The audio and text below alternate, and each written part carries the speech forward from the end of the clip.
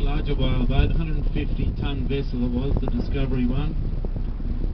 And we felt a nudge on the bottom of the boat, and then this incredibly loud singing started up. And it was actually a large male humpback underneath us, scratching his back on the bottom of the boat and singing at the same time. So very like humans, folks. Just like singing in the shower.